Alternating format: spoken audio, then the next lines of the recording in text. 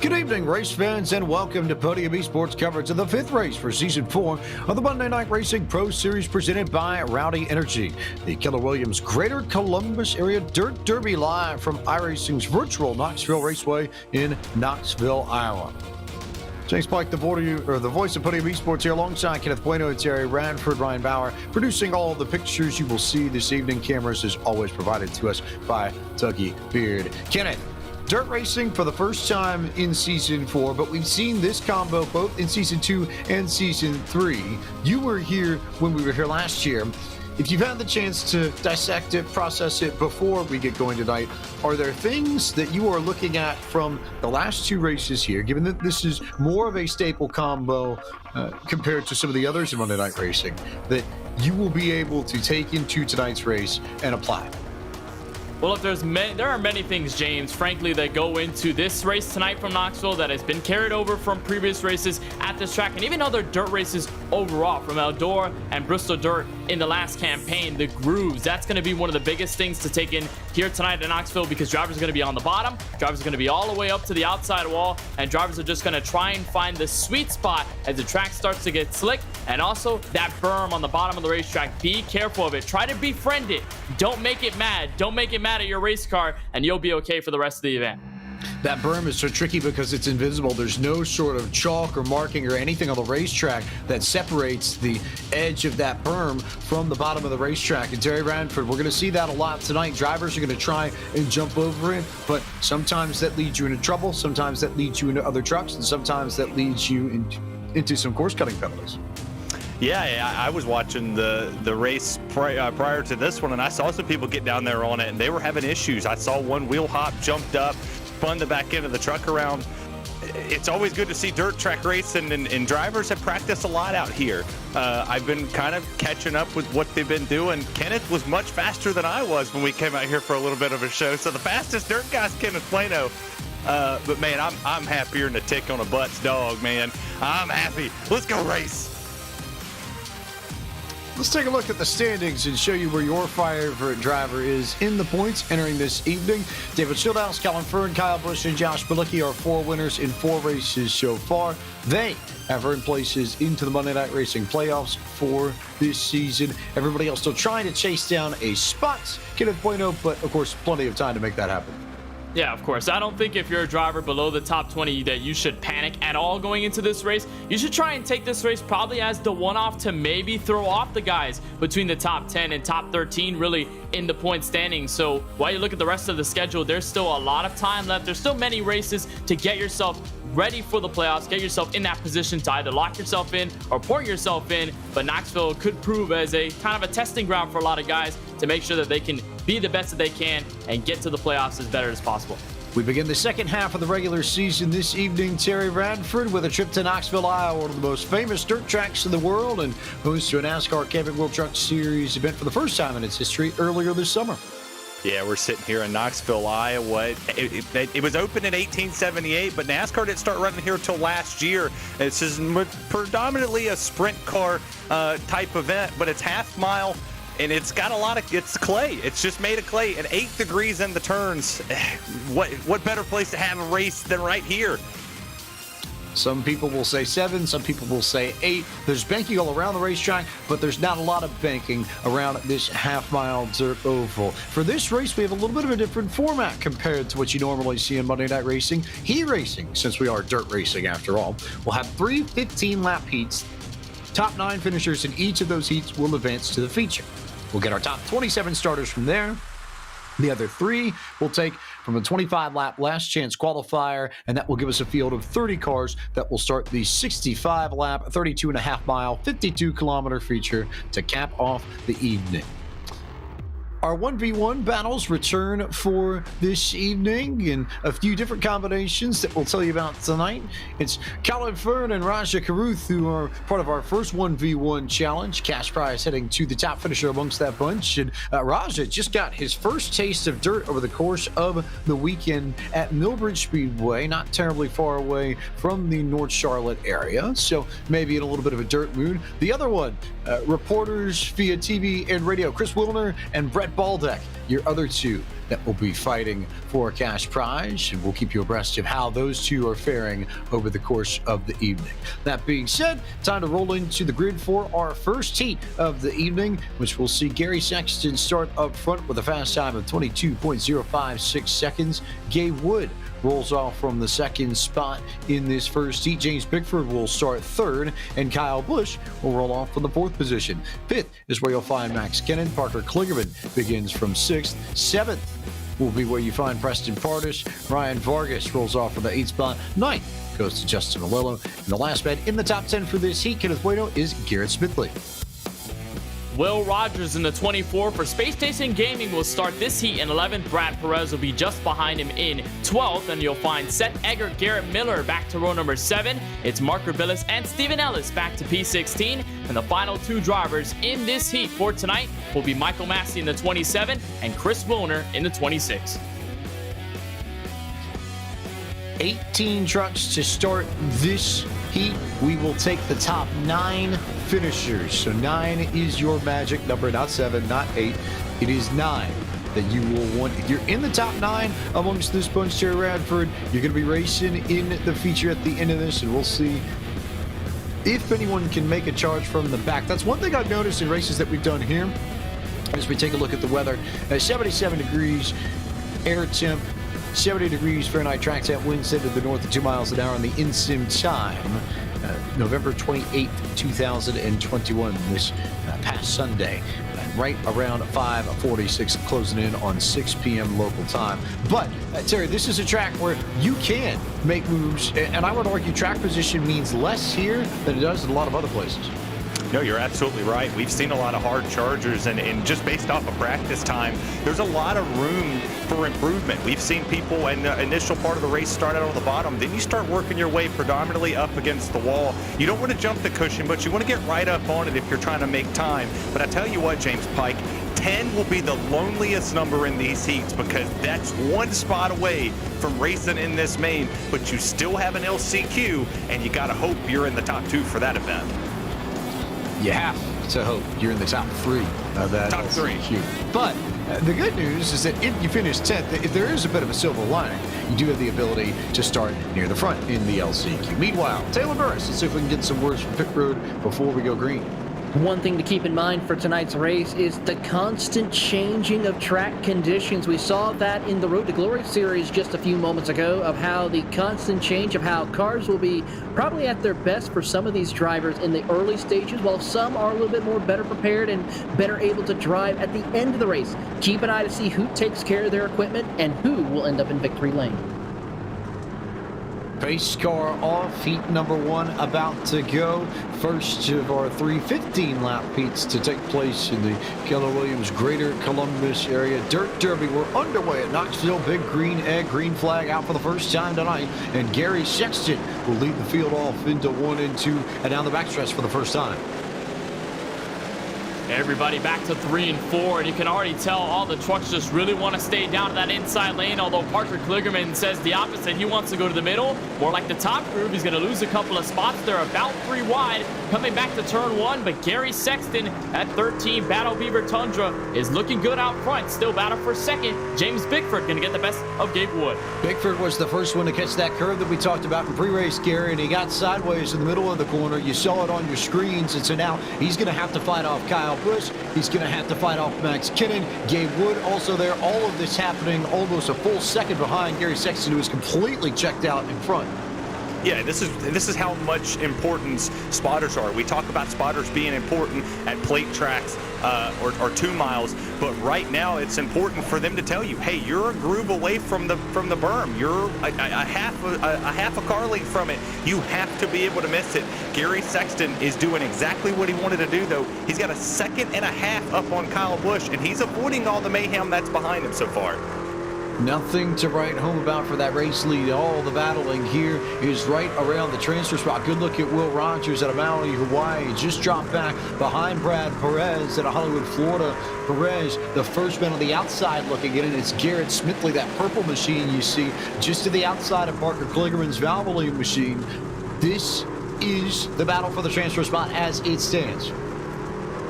You're watching on the rear onboard there from Garrett Smithley. He just got passed for ninth for that transfer spot, by the way, James, by Brad Perez. And last couple of times by, there was a bit of damage assessed to Garrett Smithley's Chevrolet Silverado, and he's been all over the place. And if there's one thing that you don't want to do with these really heavy NASCAR trucks at a track like this, it's really swing the rear end out so it loses all of your speed. You want to keep that truck sort of sideways, but as straight as you can possibly manage here on the dirt surface to make sure that you carry as much speed as possible, especially on the exit of the corner. That's exactly what Brad Perez has been able to master for the moment, and he's going to hold the transfer spot. But Gary Sexton, he's not worried about transfers at all because he knows he's going to make the main if he can hold on for the next couple laps. He is faster than everybody else by 0.2 of a second a lap. It's almost a 2-second lead for Sexton over Kyle Busch, then Max Kennan, and then you got a good battle for P4 between James Bickford and Gabe Wood.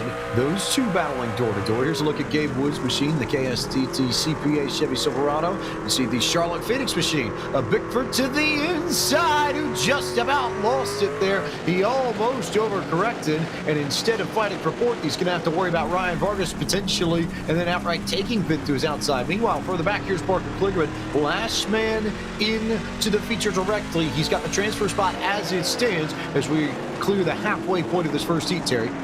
Yeah, you see Garrett Smithley right behind him, but look right in front of Parker Kligerman. It's 3 wide going here for this 5th place spot. And for James Bickford, he continuously tries to search for more speed. And every time you search for something, well, you find out real fast, okay, I can't do that no more. He's done it twice so far in this race. And if I'm him, I'm kind of letting up because he's now fallen back to the 6th place spot. That's 3 from where he has started. And if he keeps on hitting the berm, he's going to fall out of the transfer area. Big moves here. Looking at Garrett Smithley trying to find a way around Parker Kligerman to get the last spot. Remember, Kligerman was a winner in this event a year ago in Season 2, so he knows how to get it done at the very top level of sim racing at Knoxville. Can he repeat? That's the big question. He's going to need to hold on Smithley for the next 4 laps or so. Meanwhile, Sexton is long gone. Still 0.2 faster than everybody else and still well clear. But a battle for second now developing between Max Kennan, Kyle Busch, and Gabe Wood. And this is sort of a battle that started on the opening lap, turn 1, where Bickford got a little bit sideways. Gabe Wood was in the midst of it, and then you saw Kyle Busch and Max Kennan, these 2 trucks right here on your screen that were fighting for this very spot not too long ago. Well, Kennan has finally found that way to the inside of that 51 Toyota Tundra, and way sideways he'll get to the inside. He's still going to manage to keep the space through, but for Kennan, he's going to just try and take second, give himself that extra spot coming to the heat race, or rather the feature race out of the heat race. He's going to lose that spot to Busch, but a good fight on the inside there as the track starts to slicken up, and we come to 2 laps to go. 2 laps to go. Gary Sexton could coast to victory now. Here's a battle for the transfer spot, though. Smithley, Kligerman, Brad Perez all fighting each other. I think Perez might have caught the fence just a little bit, had to check up, and now they're 3 wide for that 9th and final spot that locks you into the main as Perez is going to try and squeeze through the middle of Smithley and Kligerman to take the spot and make sure he's locked in. Man, that was almost scary. Kligerman almost jumps the cushion again. He got all the way up against the wall, and he was running where the sprint cars are running. The 60, 75 made contact. Oh, my goodness. The transfer spot just got wild. Gary Sexton clear here in 3 and 4 as everybody's going to slide around. There goes Justin Malillo around to the back straightaway. It's still Perez and Kligerman fighting for the position as Sexton's going to come off of 4 and win this heat. But who gets the final transfer spot at the line? It's Smithley, it's Perez, and those 2 are going to sneak past Parker Kligerman at the end and make sure they are locked in. And Kligerman will have to go to the last chance qualifier to race his way into the feature. Your drivers advancing from this first heat: Gary Sexton, Kyle Busch, Max Kennan, Gabe Wood, Ryan Vargas, James Bickford, Preston Pardis, Garrett Smithley, and Brad Perez, the 9th and final driver to make it through heat number 1. Here's the grid for heat number 2, which we'll see. The grid for heat number 2 sees Anthony Alfredo ahead of Raja Caruth, David Schildhaus, and Zachary Burtis starting in the 2nd row. Colin Ford, Adam Cabot starting 5th and 6th this evening. Boris Cook will roll off on the 7th spot. 8th is Brandon Brown starting position in this 2nd heat. Josh Bilicki, last week's winner, rolls off from 9th, and defending series champion Robbie Lyons will start from 10th. Kenneth?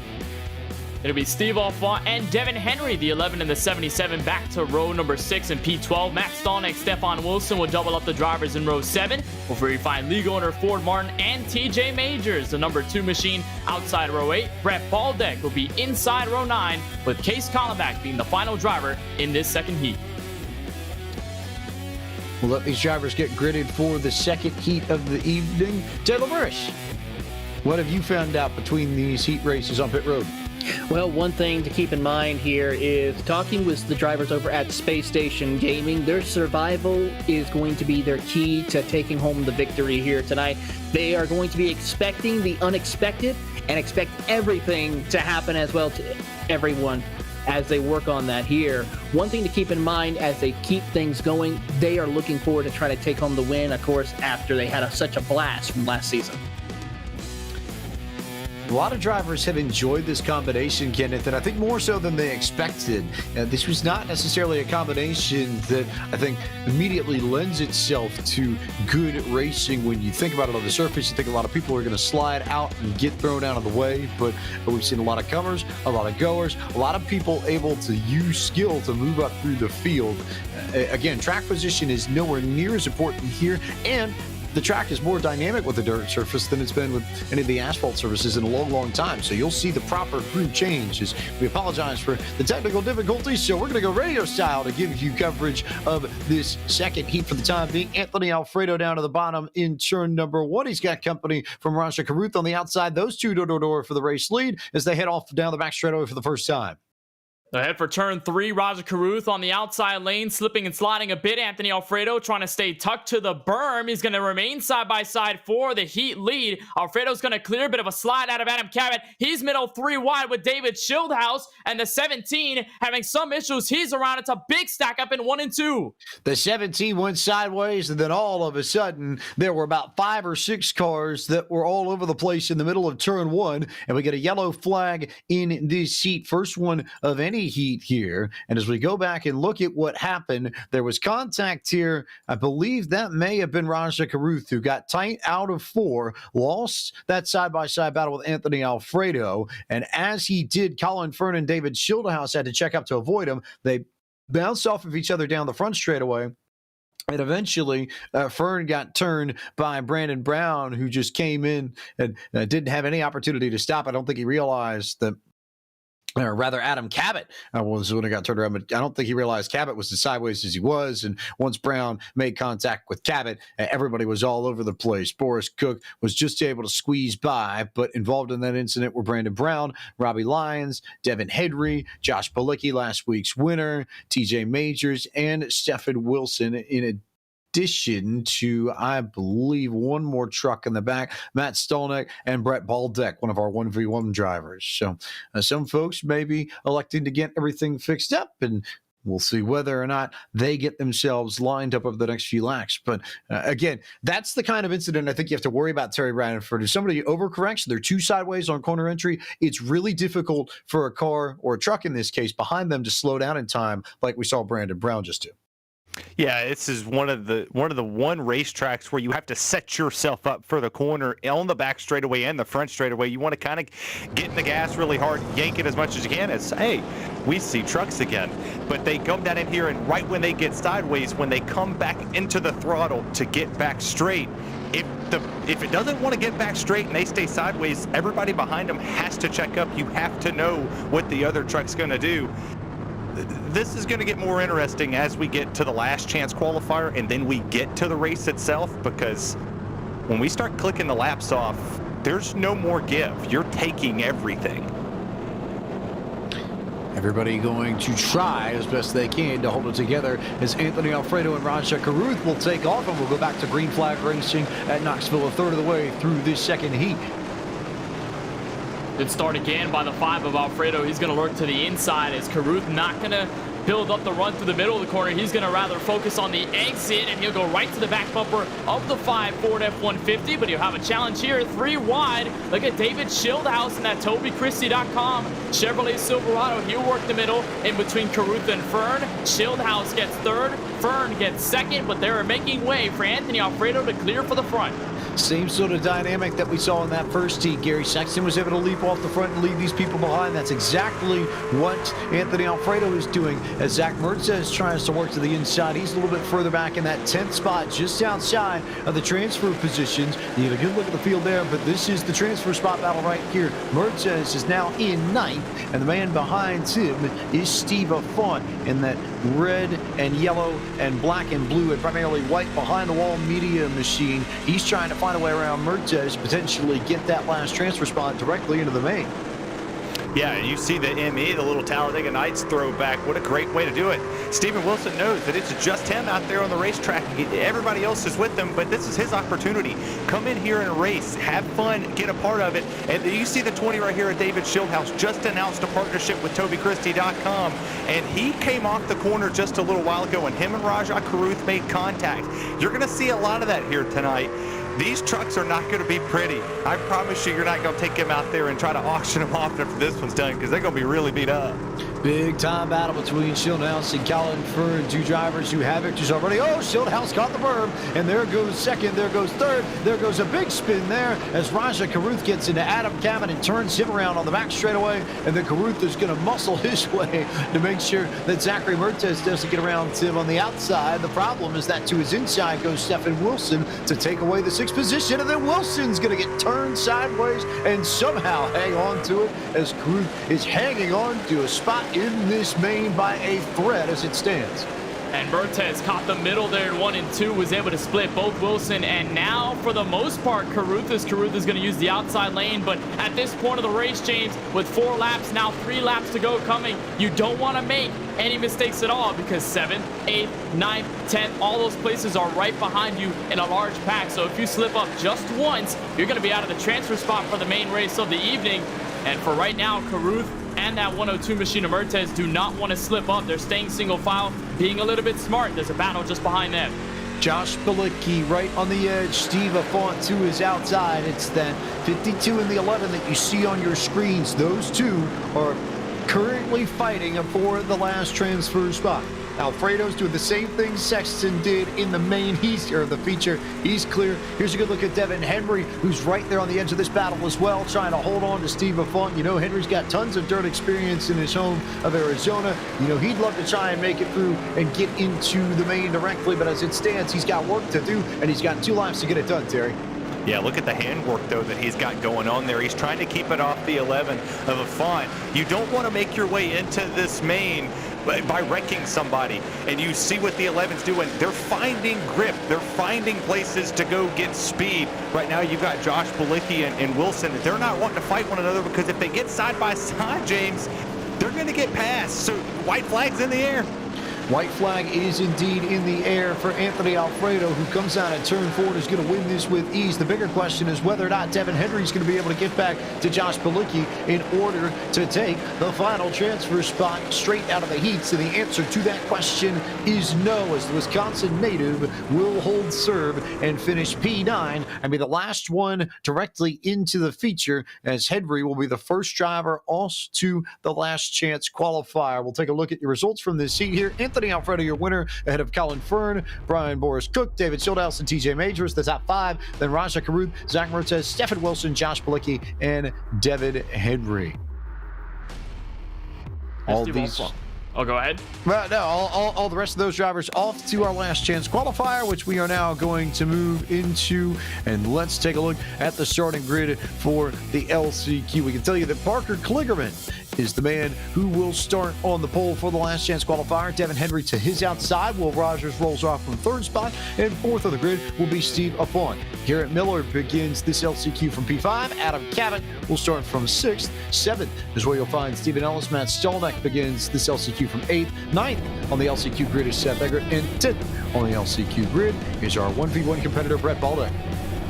Justin Malillo will start this last chance qualifier from 11th. Brandon Brown will be to his outside. Mark Grabilis and Robbie Lyons will couple the drivers to row number 7. It'll be Chris Wilner, Ford Martin, Michael Massey, and Case Collenbach, the final 4 drivers that end up in the last chance qualifier. They're going to have a lot of work to do, James, in these 25-lap consi to make it into the top 3. As we get set for racing here, Taylor Burris, what stories have you found from pit road? Well, one driver who I was talking to is Brandon Brown. Brandon Brown, of course, is one of those drivers who did not have the best runs the last time we were here at Knoxville, but he took a lot of practice, and even though he works in the dirt community, he still needed to make sure he got this line, found the right grooves that work best for him. Keep an eye as he's starting in that number 12 position in the number 12 truck. Also of note, we've got two drivers in a 1v1 fighting together just for a spot in the main. Chris Wilner and Brett Baldeck are both in this race, and if those two can't finish outside of the top three, then the 1v1 winner is going to be the driver who finishes highest in this LCQ. So there's a very real chance we may have one of our 1v1 challenges sorted out by the time this race is over. But we'll follow that story and all the others. Remember, top three are the ones who will advance to the 65-lap feature as the pace truck will get set to pull off a pit road, and Parker Kligerman, winner here in Season 2 of Monday Night Racing, will lead us to the big green and green flag of this 25-lap last chance qualifier is underway. And it's quick already, a wreck near the rear of the field. Couple trucks I saw involved, one of them being Brandon Brown, Brett Baldeck. The 07 of Ford Martin goes tumbling, and there's multiple trucks on their side. There's the 07. Not able to get it back on all fours. He's going to have to tow. It's our first caution on the first lap of the Conti. Brandon, looks like Brett Baldeck might have had trouble getting going here. Couldn't tell whether or not he just tried to get in the gas too hard. I think he did. Very easy to step on the accelerator too quickly, and that's exactly what happened to Baldeck. And all of a sudden, a lot of trucks alongside Baldeck go around and end up with a lot of damage. Ford Martin, Brandon Brown, not really much of anywhere to go. That's largely on Baldeck just not being able to hit the accelerator pedal in the right way to get this race started. Yeah, that's also a factor of we're not on the normal asphalt that we see here in Monday Night Racing. We're on dirt, so the moment you get on the gas, if you hit it just a tick too much, the rear tires are going to spin. You're looking for the grip. I was talking to a couple drivers, and they said if you kind of go up just a tad bit and get on a little bit of the dry, you'll be able to roll it off and get a good launch. Right there, it was the first time we've seen a very slick track on a restart, and it cost a couple of good drivers. So a few drivers in the back trying to get their cars fixed up, or their trucks fixed up rather. Ford Martin and Brett Baldeck there. Baldeck's already used his fast repair. Martin's just parked it. I don't know whether or not he's going to try and use his, but everybody else here sit on the racetrack. Brandon Brown deciding to stay out with all that damage, so we'll see whether or not that affects him. In the meantime, we'll remind you that tonight's broadcast of Monday Night Racing is brought to you by BOOSTED.BIZ. Boosted builds a custom platform for your brand to sell your products, and they take care of everything, so pay nothing on the front end and let them handle the rest. To get started with your online store, visit their website at BOOSTED.BIZ today.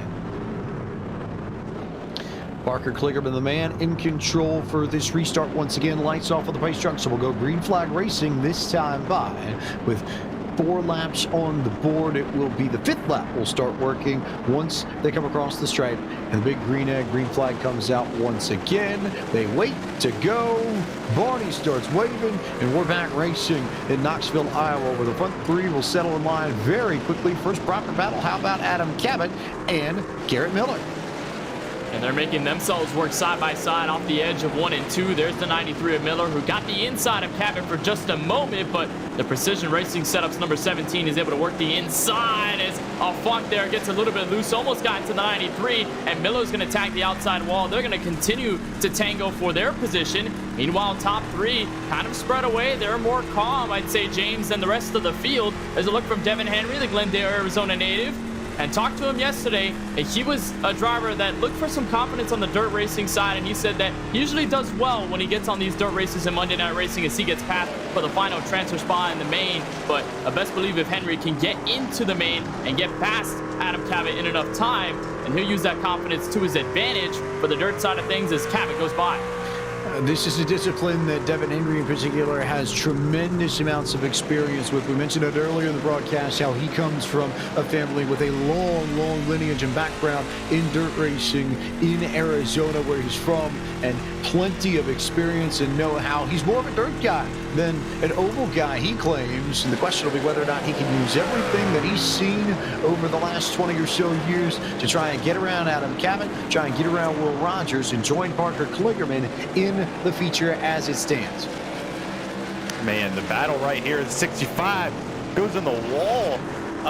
Man, You see what Devin Henry's been able to do right there. Adam Cabot got up just a tad bit onto the berm. I thought he was going to lose the spot there, but he didn't. Will Rogers kind of having a little issue right here. He slid up out of the groove, got into the wall, and then he slips all the way back outside the transfer spot. So now he has to regroup and refocus himself, look for different spots on the track that's going to make him fast.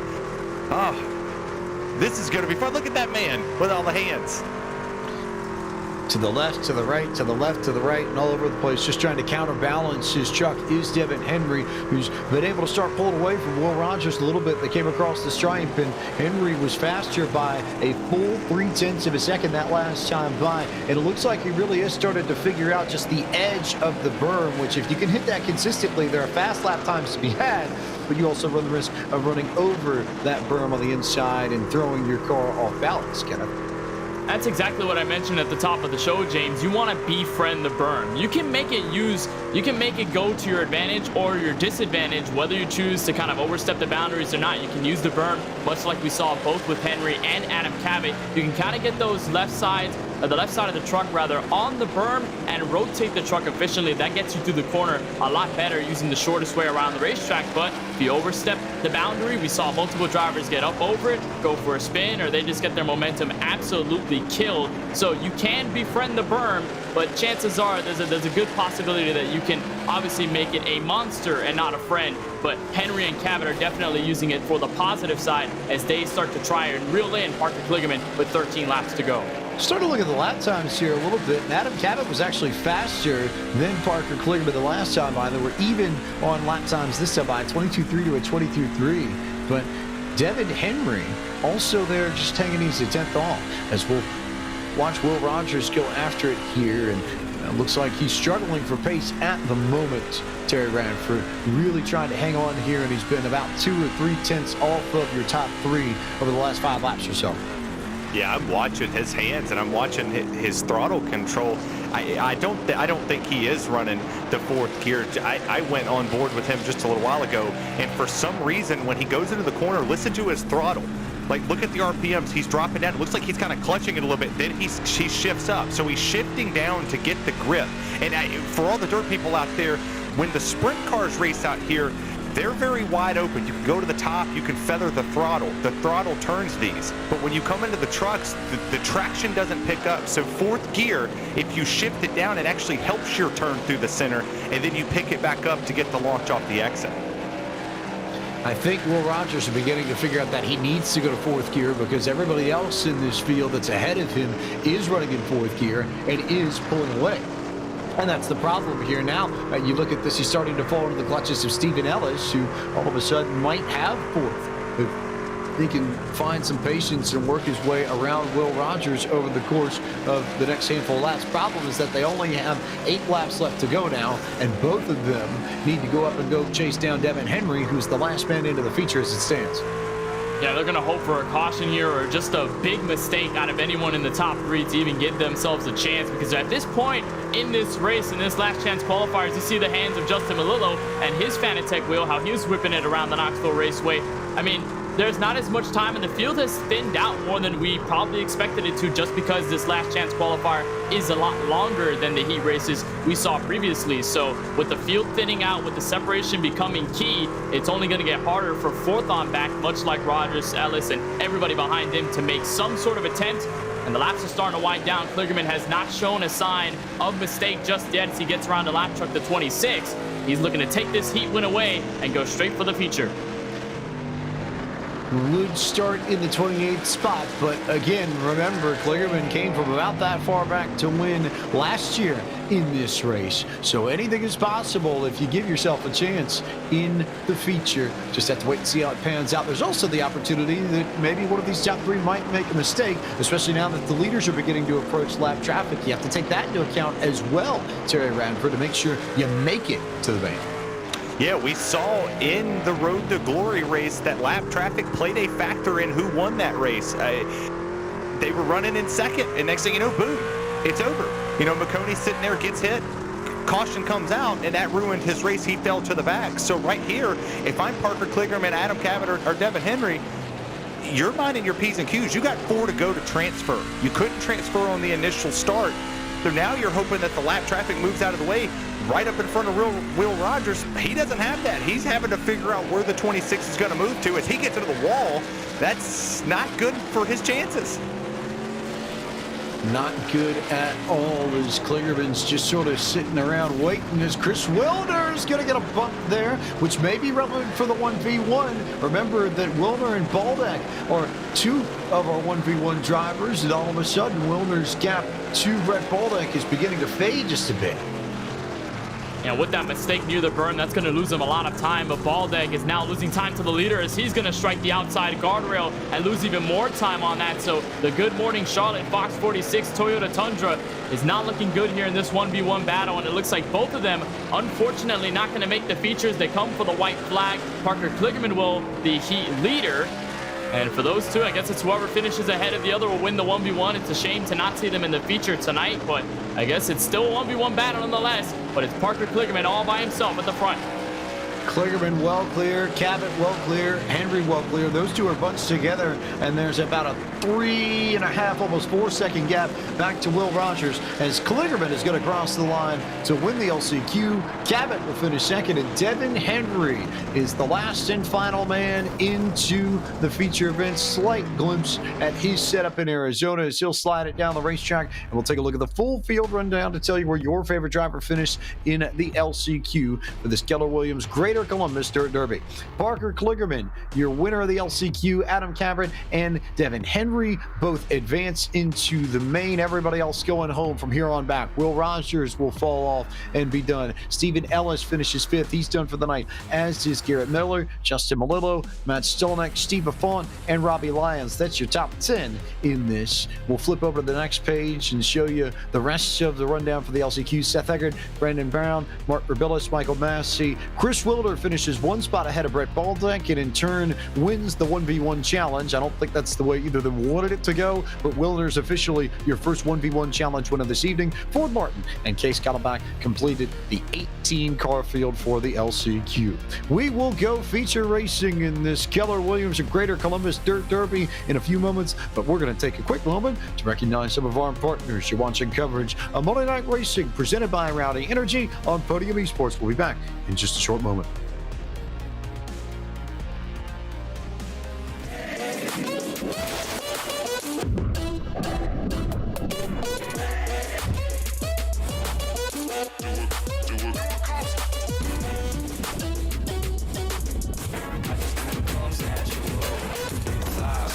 Everything I see, live lives, no apology. Take charge, no one can compete. I just do what comes natural.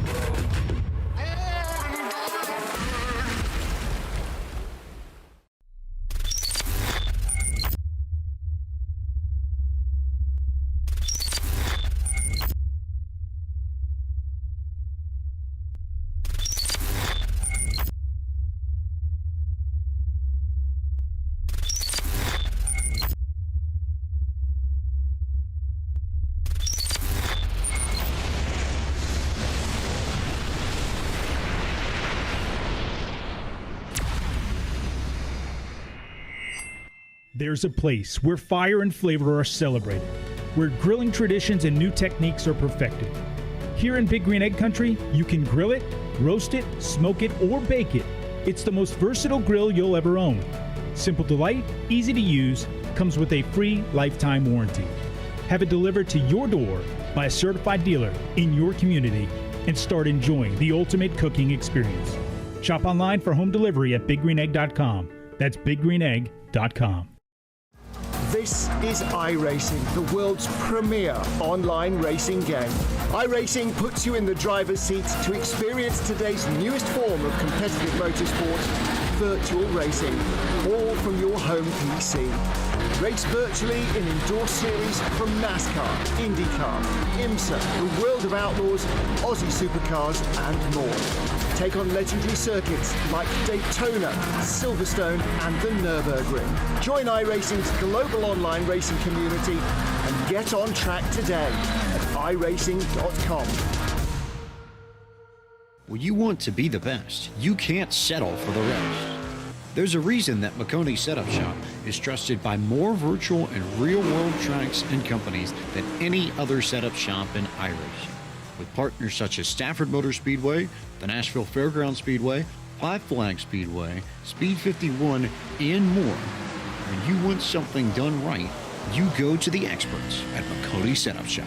With setups available for most series on both asphalt and dirt, built by a team of professional builders consisting of some of the top talents on the service, Maconi Setup Shop LLC has what you need to hit the track with confidence. Head over to MaconiSetupShop.com and learn why Maconi Setup Shop is the official setup shop of Richmond Raceway Esports and is partnered with some of the largest names in virtual and real racing.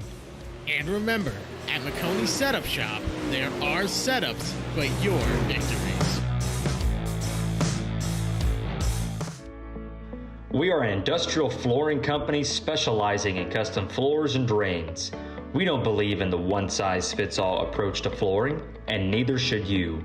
When you choose Tufco, we consult with you about your needs, industry requirements, and factor in numerous variables. After assessing your facility, we engineer your floor and drains, then install everything ourselves. That's the Tufco way. Visit our website at tufcoflooring.com.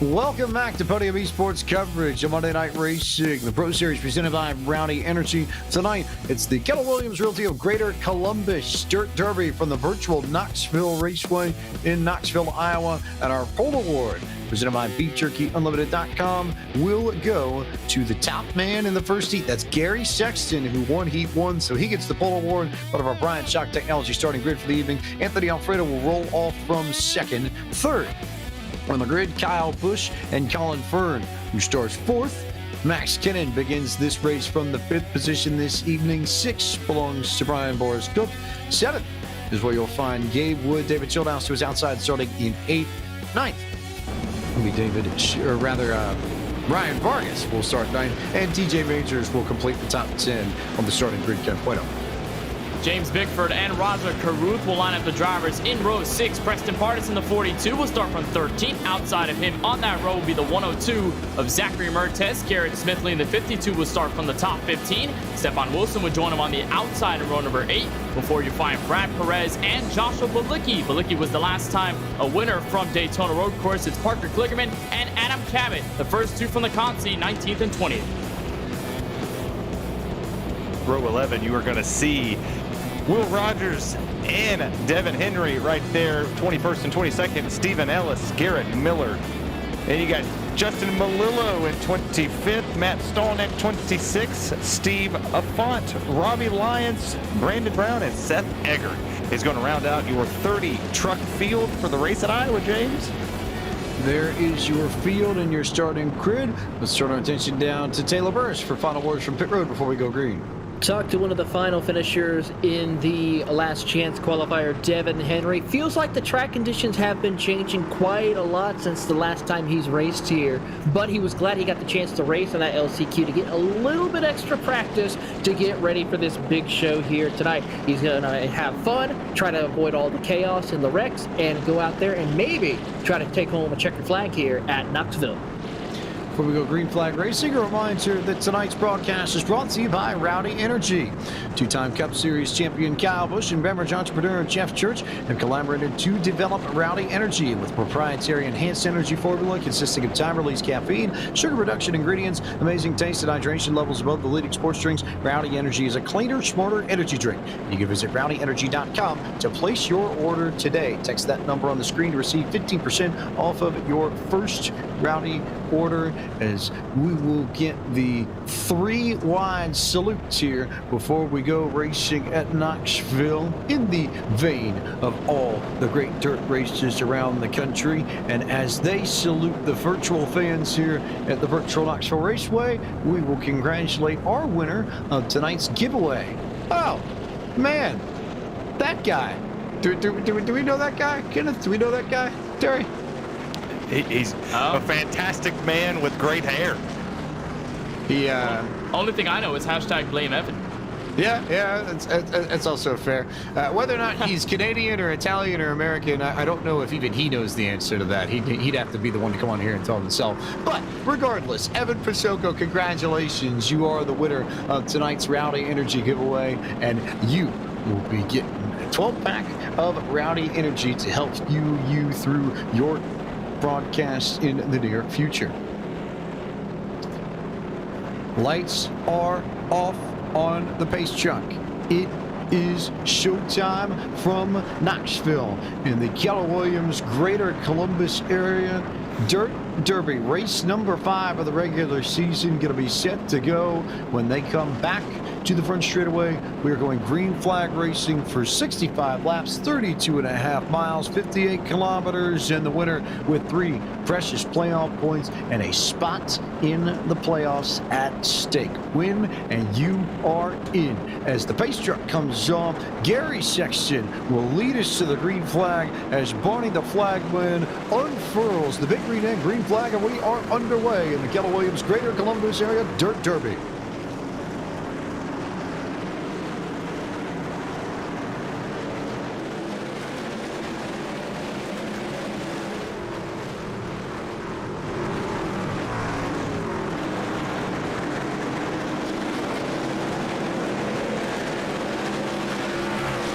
Sexton checking out on this opening lap, already clear of Kyle Busch by a decent margin here, somewhere in the ballpark of 4 or 5 tenths of a second. He is gone as Max Kennan will try and give chase, and it's pretty strung out until you get to about 10th or so. And then you get there and it's pretty much a complete madhouse. It's everybody in the Hornets' nest, James, and that's something that we expected going into Knoxville, especially in the opening laps of the race. So see everybody trying to find some grip, everybody trying to find different lanes to see, okay, which one works, which one doesn't, and of course try to get some track position along there. But I'll tell you, Anthony Alfredo kind of dropped back like a rock on the opening start. He fell back to as far as 4th. Now he's finally able to get the best of that 21 and Max Kennan. So Alfredo could be on the comeback here, but fell back just a little bit, gave way for Sexton to pull away. Here's on board with Kyle Busch. Kyle Busch trying to chase down Gary Sexton. Problem is that Sexton, again, a solid 2 tenths quicker than everybody else in this field. He's already got almost a second advantage built up on Kyle Busch as Alfredo tries to give chase here. Remember, Alfredo won that second heat, and here's a good look at Gary Sexton on board the Battle Beaver Toyota Tundra, just trying to click off laps and extend this lead. It looks like Busch is starting to maybe, well, I thought he was learning the line a little bit, and then he just about lost it off of turn 2. And now we'll see the battle for second rage as Anthony Alfredo gets ahead of the 2-time Cup Series champion. And it looks like Max Kennan might have given his boss a shot. Oh, man. Rowdy's starting to get roughed up a little bit here, man. Get your shovels ready because he's about to go digging. You got Colin Fern right behind him. Ryan Vargas catching him. Alfredo and Kennan both just threw caution to the wind, threw it down in there. 51 couldn't keep it straight. Or straight as you're going to get here in Knoxville, Iowa on the dirt. But to see the battle going on and for a 2-time champion to be struggling here with Parker Kligerman, he's riding the dirt. Yeah, Parker Kligerman's already making a charge from his spot on the grid. Started in 19th, already up to 13th. Taylor Burris, do you have more? One driver who's been struggling right now was Zachary Mertez. Had contact with the 17 of Adam Cabot, who looped him around in the opening laps, but was able to recover. No caution just yet. But one thing I've been noticing, of course, we talked about him, Parker Klergerman. He made it to the LCQ. He's now inside the top 15, and he has set his sights on the back bumper of one of the drivers. That's Preston Pardis is around. Pardis goes around, no yellow flag from race control. Sexton, in the meantime, clear by 1.6 over Anthony Alfredo. Look at that. That's definitely old school 90s Busch Series channel lock vibes that I'm getting off of Preston Pardis' machine as he continues to work his way around the racetrack. Currently scored in the 28th position, so work to do for the man who was so close to victory when we took the MX-5s to Daytona last week. Here's David Schildhouse is on board. He currently rides in the 8th spot, trying to chase down James Bickford of Charlotte Phoenix and trying working on a good finish for the new partner at TobyChristie.com. For those who weren't paying attention to Twitter, there was a big campaign that David pushed to try and make that partnership happen, and here are the, I guess, just desserts after a good hearty Thanksgiving meal. The Toby Christie colors, that green and that black all over his truck. He'll try and work his way up into the top 5 as you see Sexton again just completely alone and clear of everybody else, now by 1.7 seconds over Anthony Alfredo. Terry. Yeah, Gary Sexton has absolutely been driving a perfect race thus far. 12 laps into this feature, and he's gone 2.5 seconds away from second place of Anthony Alfredo. You see right here with the Glendale, Arizona own, the Emmy award-winning Devin Henry right here sliding it. Now you see Justin Melillo right in front of him. He's doing a good job. You just see how much he's turning the wheel as they come through the corner. Oh, Raja Caruth is in the middle. That was so close, and I am genuinely surprised that we didn't have an incident there. Let's see what happened to Raja Caruth. Battle with TJ Majors and Adam Cabot and Brad Perez here, and he just caught the berm too much and spun himself out and nearly came back up the racetrack and got collected by a few trucks there. That was really, really tight. Oh, and what a job there by the 53 of Justin Melillo. When you have these brakes on these trucks that you can barely stop at a dirt track like this, it was unbelievable that the Traxxon.GG Ford F-150 was able to keep it out of Raja Caruth and keep it also from hitting any other drivers on the way down. So a great job by all the drivers here, including Melillo, to make way and be able to get around all the messes. Now he's behind Caruth. He lost a bit of track position out of that as you watch the hands here from the Fanatec wheel once again. Adam Melillo, but again, good avoidance in the first 15 laps to say, hey, at least I don't have to use my fast repair. I have a clean truck. I can continue on, and it's scary at that point, but I did survive. You see Raja Caruth just ahead of Justin Melillo. If you're wondering where his competitor in his 1v1 challenge is at this moment, Colin Fern is the other man in that battle, and he is in 6th. And more importantly, in the context of this race, just at the head of the first really good battle pack that we have in this field at the moment. It's Fern, James Bickford for Charlotte Phoenix, David Schildhouse, and then Brian Boris Cook from Joe Gibbs Racing. 6th through 9th, all fighting for position here, and this is one of the closest packs we've got on track. Yeah, and I've been absolutely just amazed with how David Schildhouse has been able to run every single track that we've thrown at him, and he's done it with success. He's been in the top 10 in virtually every single race we've done so far. Looking here, James Bickford's going to get passed by Colin Fern on the outside, and this is the part of the race where you're going to start searching for things. You see drivers already working the bottom. I was told today that's called catfishing. You take yourself down to the bottom, go all the way against the berm, and make people think that there's speed down there as the race begins, trying to get other people to do it with you. As you see Bickford, he's working the line perfectly, not hitting the berm like he was earlier, but David Schildhouse is the one to watch in my opinion. Schildhouse are going to watch. Here's James Bickford trying to make things happen. In the meantime, Taylor Burris, I want to go to you because you saw this happen in the Road to Glory races. There's contact between Schildhouse and Colin Fern for position, but you saw how this track changed over the course of a 65 lap feature. As you watch this race, would you expect the transition from the bottom to the top to occur in a similar fashion?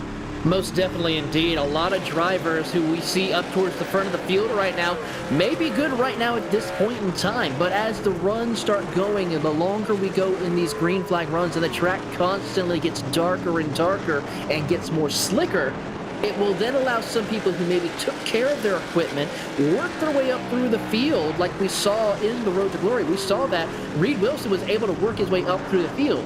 But Presley Sora, at the end, even though he was one of the most dominant cars, was able to readjust and get back up through the field to win the race. He could do the same thing here tonight where we see that with some of these drivers. They may be good right now, fall back in the middle of the race, but then come back towards the end.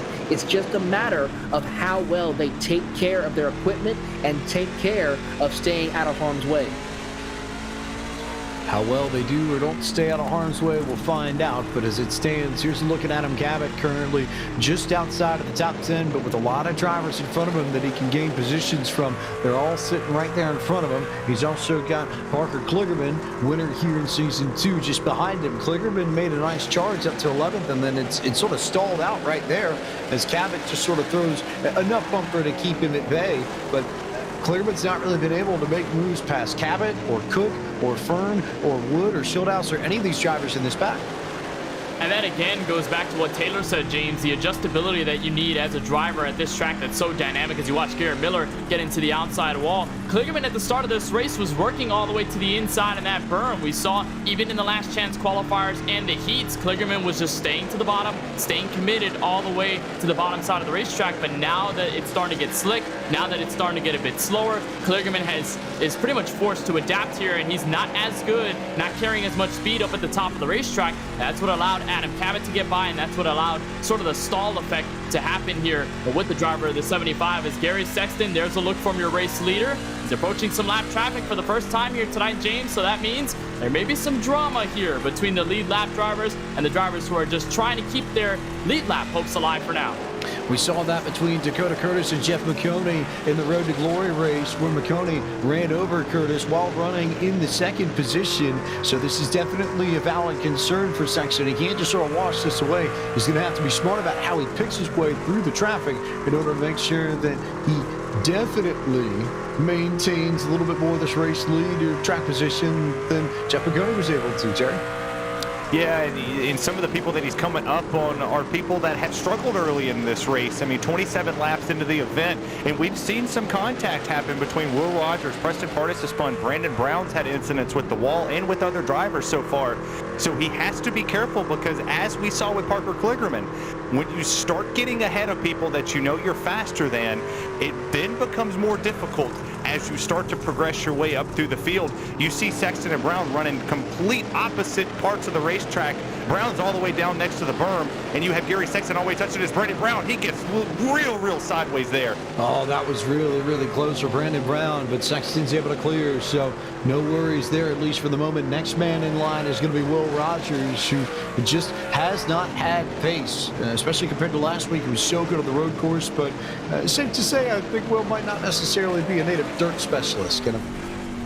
Yeah, definitely not. And he's just trying to continue taking notes here with the first 29 laps as you again ride with Justin a little bit further back in the field. But Rogers, I mean, he's just trying to hope that he stays on the lead lap, but just like it is right now, and especially with the pace that Gary Sexton has at the moment, it doesn't look good for Rogers at all to be able to hold on to it and at least be in contention for the lead lap. As you watch a nice battle here. Watch the battle for 4. This is Ryan Vargas right in front of Kyle Busch that you're riding on board with right now. And Busch, we saw him start pretty aggressive early on in the opening laps as he's in third gear in the middle. High revs there for the Toyota Tundra behind Vargas, but he's now starting to fall back. I think the truck is really starting to slicken up. The track is really starting to not play to the setup that Busch has on his truck. There's one truck around on the inside, but Vargas is able to make that pass complete for second. That's TJ Majors, James, on the bottom. Looks like no yellow. Just sort of rolling backwards, trying to make it into pit road is Majors, but he's out of the racing line, so I don't think we're going to have a yellow yet as Busch and Vargas continue to go at it. Sexton clear the gap 3.5 seconds to Anthony Alfredo. It is the lap traffic alone that is Sexton's main concern at this time, and he only has Parnas and company ahead of him, so a little bit more breathing space here for Gary Sexton as we hit lap 32, coming to lap 33, and that gives us a good opportunity as any to bring you tonight's iRacing Midway Race Break, which as always is brought to you by iRacing, the world's premier online racing game. iRacing puts you in the driver's seat to experience today's newest form of competitive motorsport. Virtual racing, all from your home PC. Race virtually in Australian supercars, IndyCar, IMSA, NASCAR, the World of Outlaws, and more.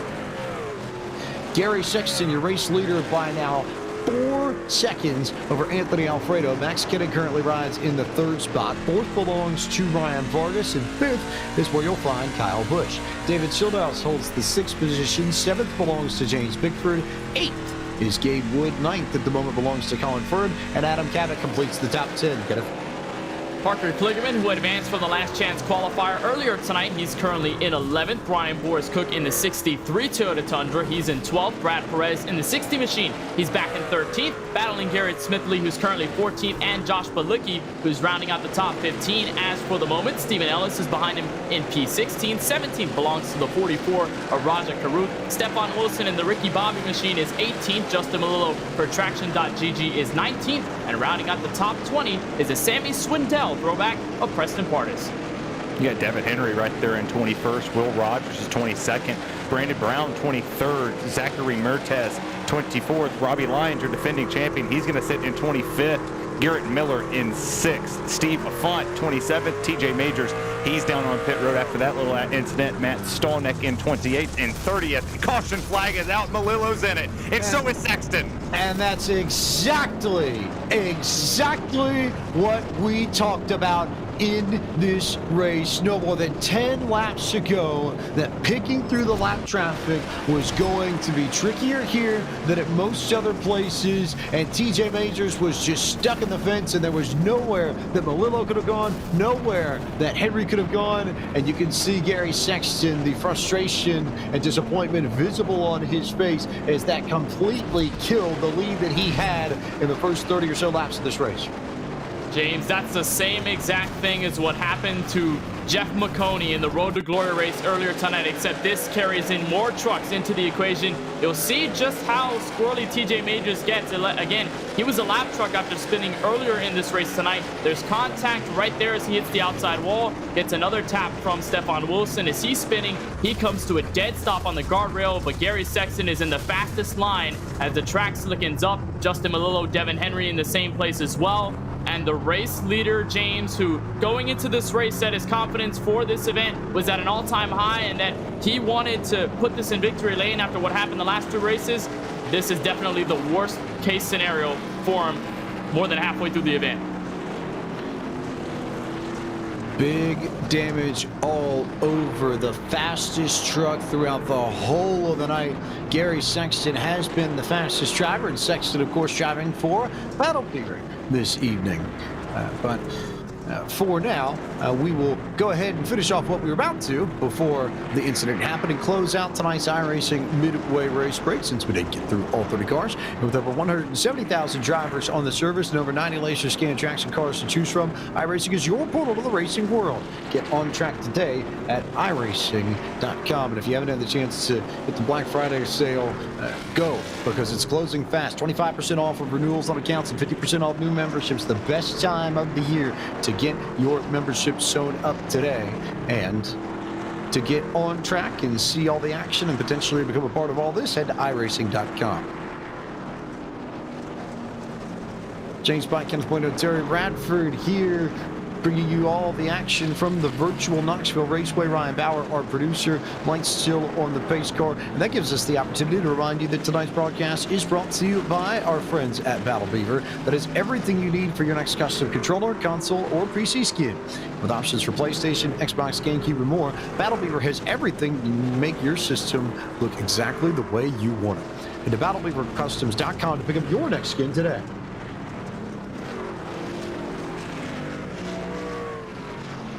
Anthony Alfredo trying to get everybody gridded up, lights off the pace track.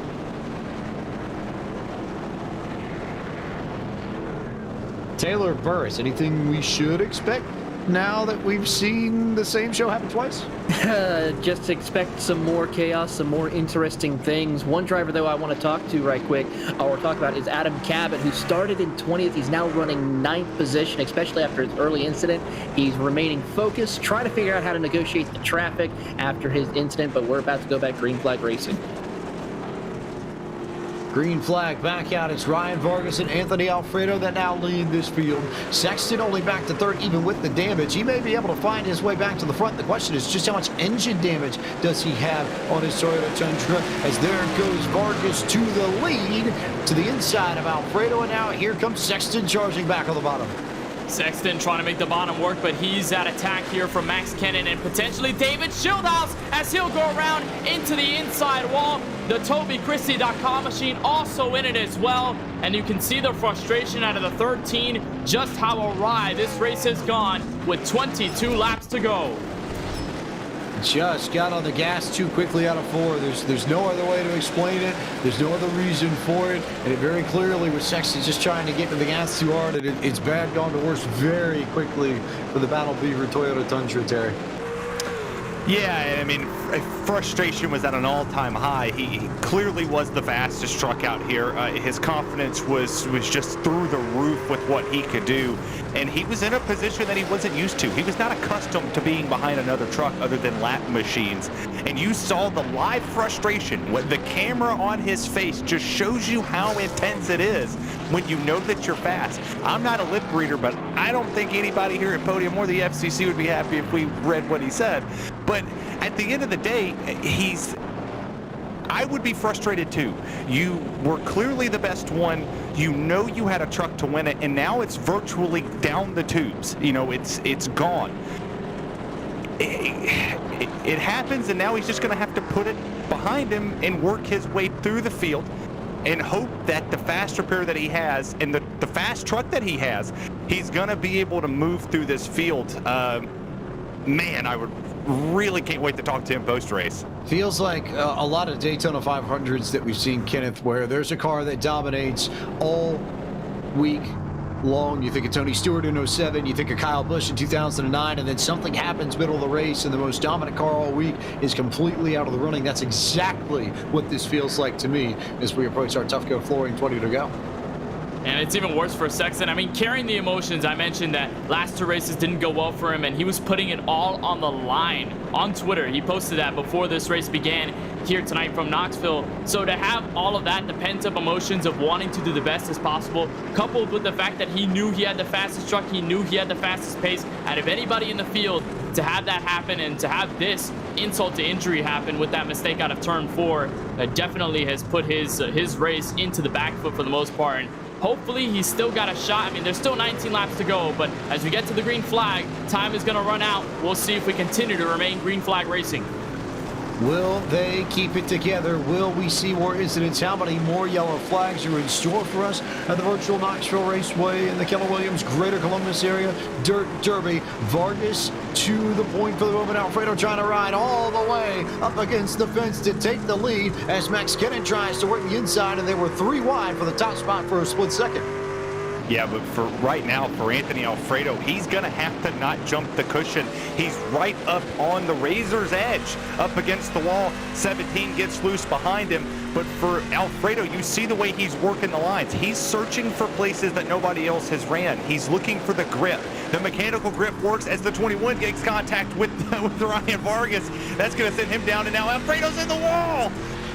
Alfredo's in the fence. Vargas was nearly sideways. Now they're wrecking a little bit further behind. You see it just ahead of your screen, the melee in turn 2, and that will properly bring out the yellow flag as Alfredo scored as the race leader, but there were a lot of drivers that went sideways, and hopefully we're going to look at the replay in a few moments. Colin Fern is one of them, and I think this starts between Fern and Cabot. We'll call it Gabe Wood and Cabot, and then Fern gets swept up. Garrett Smithley caught up in all that. Not really anywhere for those two to go, and amazingly it cleared out pretty well after that, but just enough to throw things off, and more importantly, just enough to shuffle Colin Fern behind Raja Karuth, who he is battling in tonight's 1v1 challenge.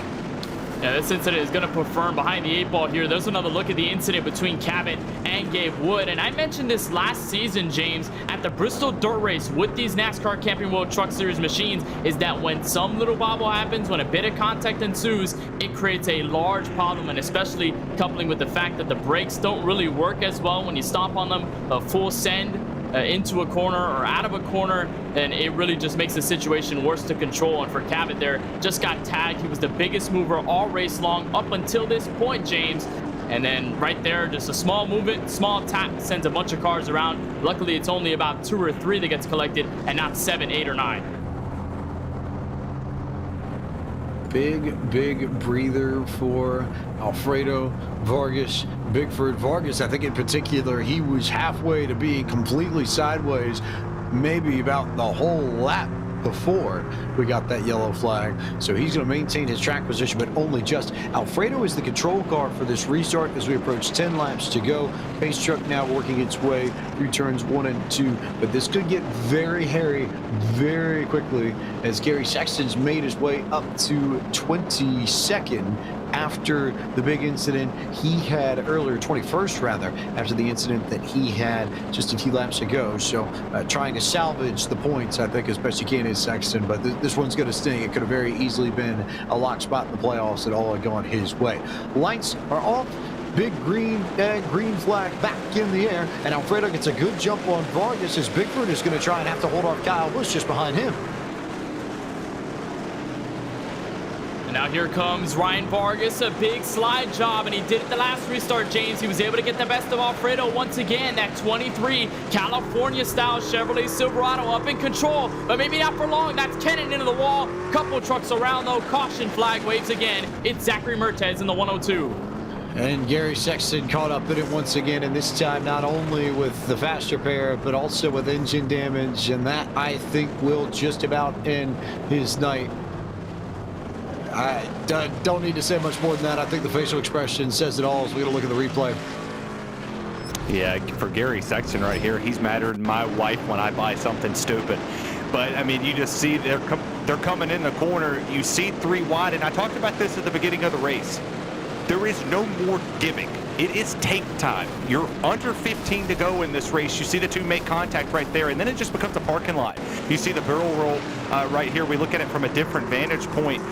They're all stacked up. They all go into the corner. They're nose to tail. Everybody's jockeying for a position. You're riding the curb more. You're right against the wall. You got to do what you got to do. And just boom, right into Mertez. A bad night just got worse for every one of these drivers because all of them have used their fast repair at one point in time in this race. And so you see just how this starts, just how this carries, and just how nuts this gets. Brandon Brown up on his lid as we will turn our attention to the upcoming events in the world of Podium eSports that you'll see over the course of the next week. Tomorrow night, the eNASCAR Contender iRacing Series is back with a first ever visit to the Nashville Super Speedway. That broadcast will come your way 9 p.m. tomorrow night on the iRacing Twitch, YouTube, and Facebook channels. Then S-Rock, presented by Shenandoah Shine. First race of their season featuring the Gen 6 cars of 2013 from Daytona, coming your way at 9 p.m. on the Podium eSports Twitch channel on Wednesday night. Then Sunday night, the Supermax Cup Series powered by MPI heads to Iowa Speedway. That too on the Podium eSports Twitch channel at 9:15 p.m. Eastern. And then Steelers Toy Drive benefit, hosted by Maconi Setup Shop. Another benefit coming your way December 9th. That'll be next Thursday at 8 p.m. Eastern on the Podium 2 Twitch channel, as well as the Podium YouTube, Facebook, and Twitter pages. Ryan Vargas still in control of this. Been a while since he's gone to victory lane in Monday Night Racing. Anthony Alfredo was able to come away with some wins in Season 2 and Season 3. You know, he'd like to get some too.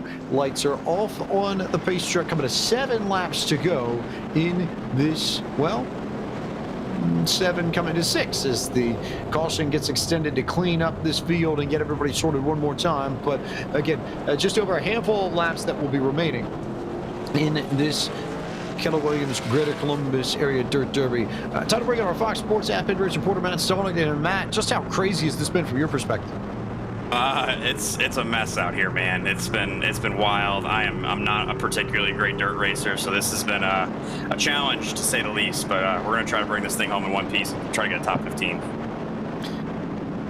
Top 15, a good goal for you. Are you happy with that? Do you want a top 10, or where does it sit in your mind given the nature of the racing here?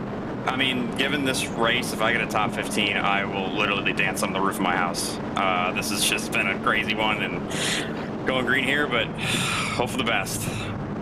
There's Matt Stelnick, our Fox Sports app in-race reporter. We thank him for his time as we go back to green flag racing. Now 6 laps to go, and Vargas clear of Alfredo for the moment. Can he slide up high and complete the pass to make it work? Yes, he can. And look at Max Kennedy using that high lane to get a spot, as is Kyle Busch.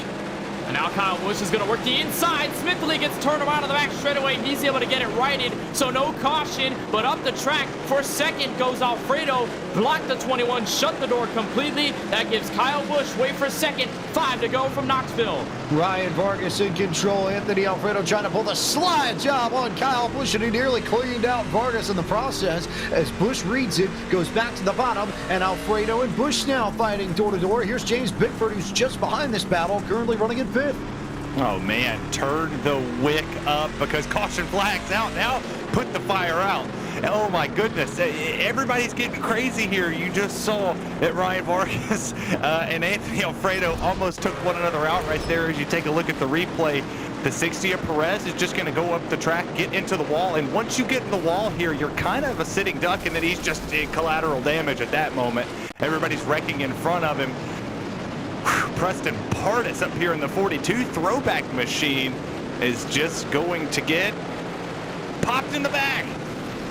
Popped and then turned. Yeah, this starts with Pardis, and then the contact with David Schildhouse, and Pardis tries to get it back going, and just absolutely nowhere, and I mean nowhere for poor Josh Bilicki to go. He pile drove Preston Pardis. And the exaggeration with that difference in speed, I would argue, is warranted, Kenneth. Yeah, right there. Boom. I mean, even as a real race car driver, as a virtual race car driver, you feel that shunt when you're going way too fast and a truck just stops right in front of you. You'll see it once more. Pardis comes back up the track. The slam by Bilicki, and then collateral damage adding in Gabe Wood and Brad Perez. Those were the first 2 trucks I saw around as we're back to green flag racing. There's a look from Gabe Wood. Bam, right into Bilicki. Back to it again here, working our way inside of the final few laps. Big green egg, green flag, back out. 2 laps to go, so if we can make it one more time around, KB, this is it. Can Vargas hang on? And Vargas has done a master class on the restarts as we come for the Maconi setup shop. 1 to go. Vargas has done the slide job. Can Alfredo do the same? Back into 1 and 2. Vargas has it clear. Vargas holding that bottom for all it's worth. Where does Anthony Alfredo go with this? To the inside, he looks. To the bottom, he races. He'll slide out the racetrack, try and diamond it, and Ryan Vargas is going to hold bottom for the moment. Can Alfredo get the run on the high line? Not enough, as Ryan Vargas comes across the line to win the Keller Williams Greater Columbus Area Dirt Derby at the virtual Knoxville Raceway. Man, there's a lot of tempers that are going to be hotter than the fireworks shooting off for this celebration right here for Ryan Vargas. I'm going to be interested to hear some of the drivers at the end of this talk about what's going on as we're about to take a look at the replay of the restart right here. You just see how they come through the corner, protecting the bottom. Kyle Busch goes all the way out to the wall, and then you have a bottleneck for third. Then you come up here, and it's full send time. You have to send it at that moment. Now take a look at what the 5 and the 51 do here. Yep, big contact between those two, and Busch was able to actually beat out Alfredo for the second position at the end of all this. So to me, that stands out in particular. Maybe, just maybe, something we'll need to watch for in future races, but there's that little shunt from Alfredo. He tried to get underneath Vargas going into 3. That was his shot, and then he slides up the racetrack and tries to roll the momentum up high, but Busch did a better job of carrying the momentum down low because he set up, he went high coming into 3 and was able to hook the bottom and eventually get past Anthony Alfredo to come home in second. Yeah, Busch was one of the few, James, to work the bottom consistently. Even on the restarts, he was able to get the best of the drivers who were slide jobbing all over the place, going inside, outside, while Busch just remained where he was and stayed there. That's what got him second. But Ryan Vargas, what a job to take over the final segment of the race. That's his 4th career M&R victory, and it comes in the dirt for the first time for him. First dirt victory for Ryan Vargas, who provides us with tonight's Martin Sports winning moment of the evening. Martin Sports, founded by Scott Martin nearly 10 years ago in the frozen Upper Peninsula of the great state of Michigan. Martin Sports strives for the best custom apparel for your needs. Whether or not you need shirts for your office, jerseys for a local sports team, or specially designed apparel for your sim racing group, Martin Sports has you covered. With shirts and other team wear, they also offer specially crafted sim racing gloves that are lightweight, breathable, and complete with padded leather palms. Use code PODIUM to receive 25% off of any in-stock racing glove at martinsports906.com, and you can find them also on Facebook at facebook.com/Martin Sports. We are going to take a quick break, but don't go anywhere. We'll come back with the post-race show. More coverage of the Monday Night Racing Pro Series presented by Rowdy Energy coming your way from Podium eSports in just a moment. When you want to be the best, you can't settle for the rest. There's a reason that Maconi Setup Shop is trusted by more virtual and real-world tracks and companies than any other setup shop in iRacing. With partners such as Stafford Motor Speedway, the Nashville Fairgrounds Speedway, Five Flag Speedway, Speed 51, and more. When you want something done right, you go to the experts at Maconi Setup Shop. With setups available for most series on both asphalt and dirt, built by a team of professional builders consisting of some of the top talents on the service, Maconi Setup Shop LLC has what you need to hit the track with confidence. Head over to MaconiSetupShop.com and learn why Maconi Setup Shop is the official setup shop of Richmond Raceway Esports and is partnered with some of the largest names in virtual and real racing. And remember, at Maconi Setup Shop, there are setups, but your victories.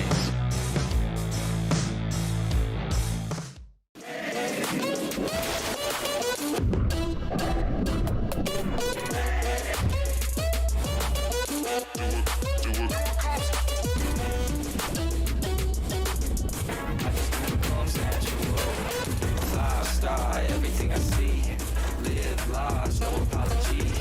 Take charge, no one can compete. I just do what comes natural.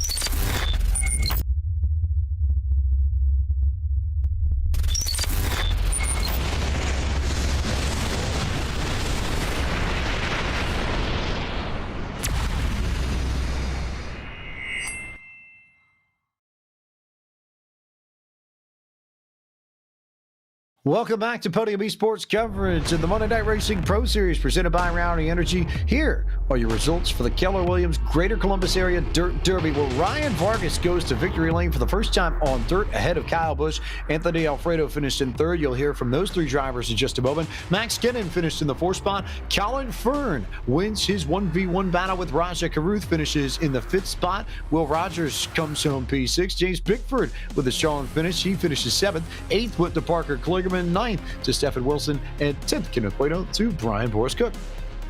Kevin Henry for Glendale, Arizona. Sports 360 Arizona ends up in 11th. Steve O'Fall on the 11 machine will come home in 12th. Stephen Ellis in the 46 rounds out the top 13. Justin Malillo will end up in P14 tonight with David Schildhouse. His newest TobyChristie.com colors will bring him to a top 15 at Knoxville. TJ Majors rebounds from early wrecks earlier on tonight to finish in 16th. 17th will go to defending champion Robbie Lyons. Zachary Mertez in the 102 will come home 18th. Raja Caruth unfortunately loses out the battle in the 1v1 challenge. He comes home in 19th. And rounding out the top 20 is the 41, the Crypto Autosport machine of Matt Stallney. Got Adam Cabot down there in 21st, Brandon Brown 22nd, Garrett Miller will be 23rd, Brad Perez 24th, Seth Eggert will be 25th, Gabe Wood 26th, Preston Pardis 27th, Garrett Smithley caught up in some incidents along with Josh Felicki, and the most dominant truck of the night, Gary Sexton, will round out the 30 truck field. We now bring in our race winner for the first time this season, or the first time since we went cup racing at Dover a while back. It's La Mirada, California's Ryan Vargas. And Ryan, I feel like this was a case of just hanging around and being in the right spot at the right time to take advantage of issues that befell the people running ahead of you. And then when you got your opportunity to go through the door, you went straight through it, took full advantage, and now here you are headed off to the Season 4 Monday Night Racing Pro Series playoffs. Man, I couldn't be more excited. I have to give a huge amount of credit to my buddies Jake Fisher and Leighton Sabile. We ran this series called UFL in the truck series, and this is one of the tracks we raced at. We had a lot of fun, so big credit to them. I learned a lot, and it was fun racing these trucks around here. First win, two in almost a year. Have to go back to February 15th for your last victory in Monday Night Racing. And did you expect the dirt race to be the one where you might have an advantage? Clearly, you've got the experience, but I would even figure, as much as I've talked to you, I don't even necessarily think you'd call this your outright strength of strengths across the schedule, no? Well, the biggest thing with these dirt races, it turns into an eggshell throttle. You have to drive it like there's an eggshell underneath the throttle, and you can't crack it. And that was the one thing that I learned a lot of in this race, and especially running past dirt races with these NASCAR stock cars or stock trucks, and we got it done today. You get it done. You come up with a victory. You look at the next bits of racing here in the regular season. Does this now become a gigantic tune-up session for the playoffs, or are you out here to try and win every race and get a few more bonus points?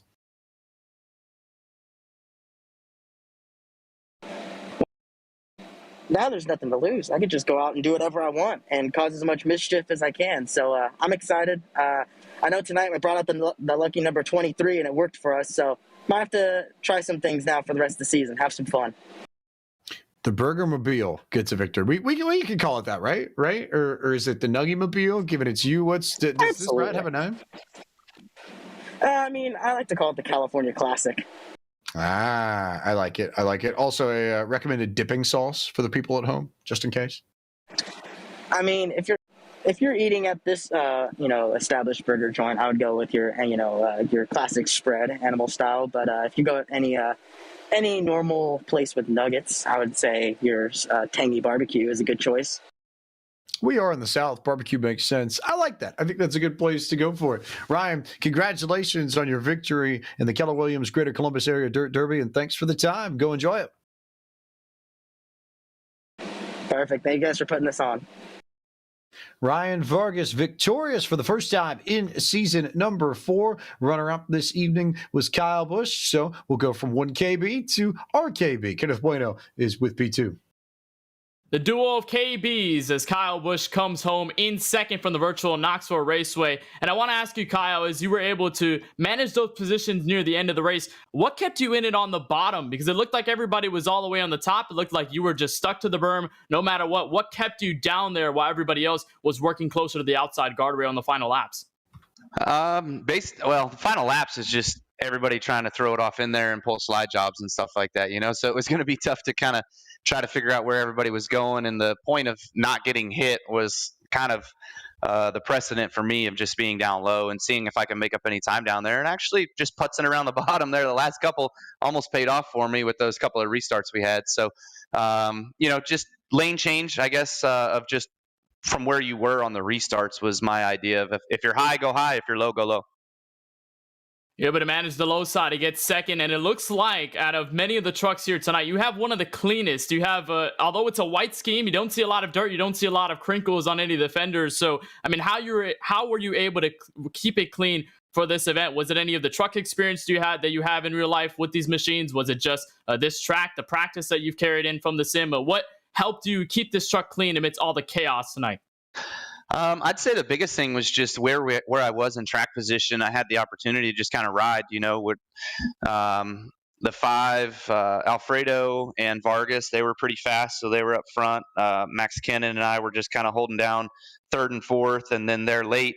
Somebody else kind of joined the fray. I can't remember who it was, but just being able to kind of stay out of harm's way or just stay clean on the restarts was my biggest worry there, especially towards the end. Unfortunately, we did that with the Rowdy Energy Tundra, so it was cool to come home with another podium finish. and would love to score the win, but hey, I think we're doing pretty hot and heavy right now with the points and everything, so it's been fun. I think it's good news when you're one of the 2 drivers in this race to start from the top 3, finish in the top 3, despite all that happened over 65 laps. But now, Kyle, you get to go from a truck that you've had a lot of experience in real life to a car, the NASCAR Next Gen machine that you have yet to race. You're going to be racing in 2022 at the Phoenix Raceway. You're going to be racing that car next week. So what are you going to try and keep in mind for that? Were there any tiptoes or any tips, any notes that you've got for that race on how you're going to perform? I got nothing. So right now the idea and plan is to just kind of maybe run some practice laps, some test laps, some stuff like that, and kind of get a feel for what that car is like. But just try to figure it out a little bit as much as I can beforehand. I should be around for next Monday, so that'll be good. I'll get in on that one, and then I'll be gone for the following one. I won't be available for that race, but looking forward to what we got going on right now. We've got a playoff berth going for all you can next gens next week at the Phoenix Raceway. But here from Knoxville, want to congratulate you, Kyle, on the 2nd place finish, and we look forward to seeing you next week and wishing you the best of luck. All right, you got it. Thanks, guys. Have a good night. Kyle Busch, the Rowdy Energy Toyota Tundra, gets to 2nd place here tonight from the virtual Knoxville Raceway, and it'll be our time to take it back to 3rd, where Terry Radford's on pit road with Fast Pasta, Anthony Alfredo. Anthony, my favorite Alfredo pasta. How are you doing, my friend? P3 here tonight. You started P2. You had a great chance to go for the win, kind of slid up the track. What was your mindset there, buddy?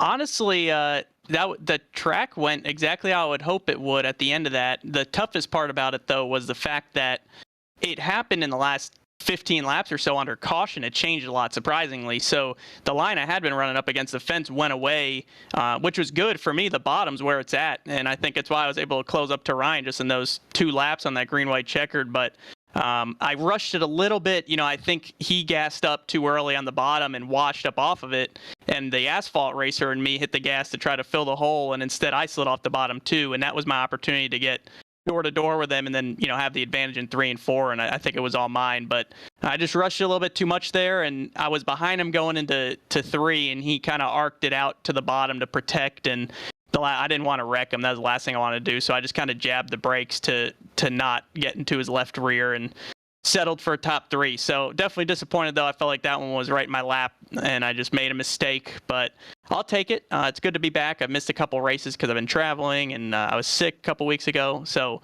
I'm happy about it, and I'll just have to accept this one and try to win one of the next few to make the playoffs since I've missed too many races. Well, you talk about in the next couple races, you got Phoenix and the next gen cars, and a lot of y'all don't have a whole lot of experience in the next gens. I know the test was taking place out at Charlotte, and you guys did a little bit of testing out there. Is there anything that you learned that can correlate over to what you're going to do here on sim, and how much sim time have you put in to get prepared for the season with the next gens?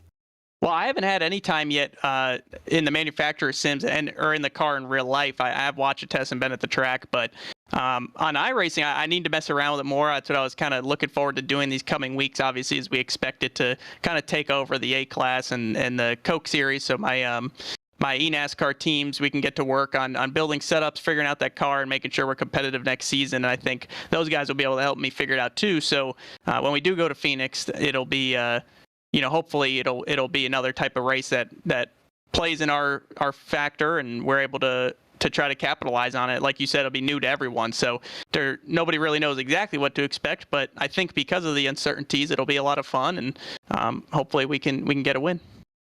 Yeah, the Sim Seats number 5 had a great run here this afternoon. I'm excited to see what you do in the future coming up. I know you missed a couple races, but it's good to have you back. I'm glad you're feeling better, buddy, after that wreck there at Phoenix. It's always good to have Fast Pasta on the track.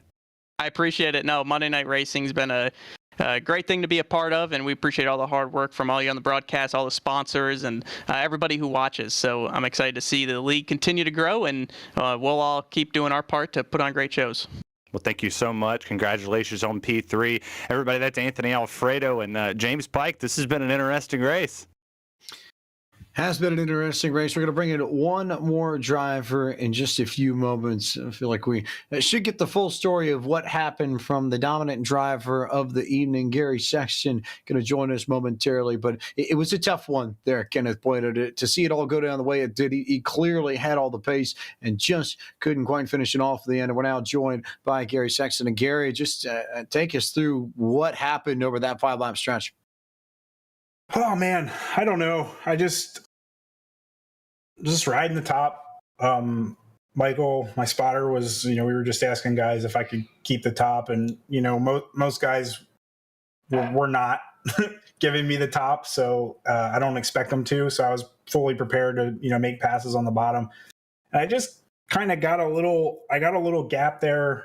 Was just riding, and I saw TJ sit in the middle of the track right about when I was right around 2 or 3 lap cars, and I really I couldn't really go anywhere. And these things are super hard to stop and slow down and steer when when you have all your momentum going through the corner. And we just piled into that. That wasn't too bad, actually, though. We didn't have any engine damage from that. It was really the second wreck. I got a little hard on the throttle, trying to make up time, and thought I had it saved, but I guess David had his nose in there, and I came across his nose and spun myself out. So, man, it's frustrating. We put a lot of work into this week. I knew I'd have a solid chance. After Michigan running out of gas on the last lap, we really needed a win to improve our points, and this is just the complete opposite of that. So,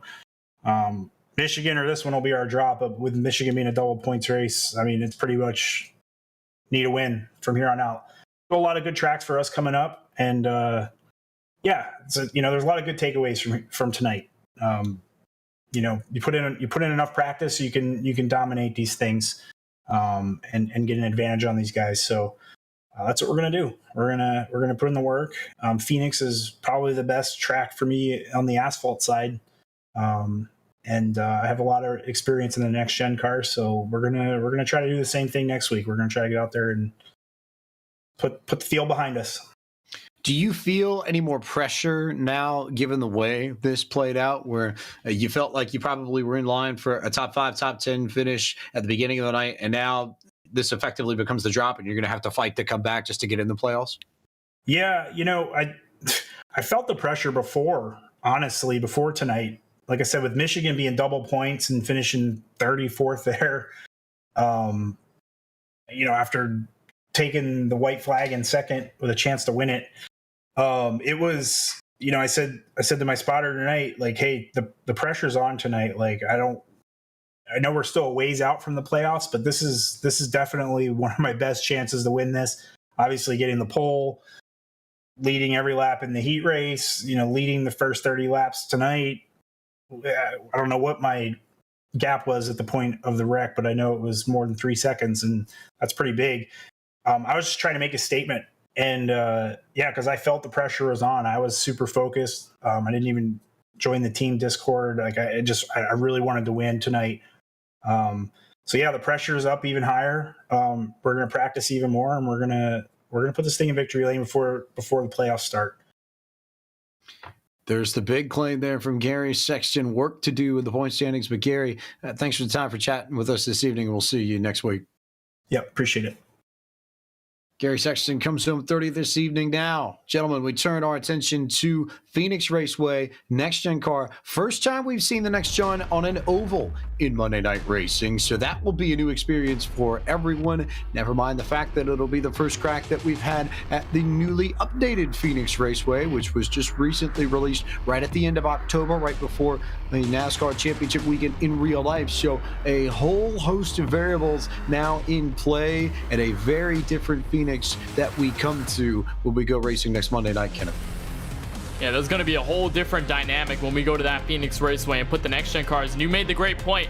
The only time we went to a race with the next-gen cars in Monday Night Racing was at Road America. It was on a road course. So this car is just completely different on the ovals. That means a completely different mindset. You can't take really any notes from that road course race at Road America. You just have to keep it reset. And much like Kyle Busch said, he's got no notes. And probably have to bet that a lot of other these drivers don't really have as much notes as well, given this car track combination for next week.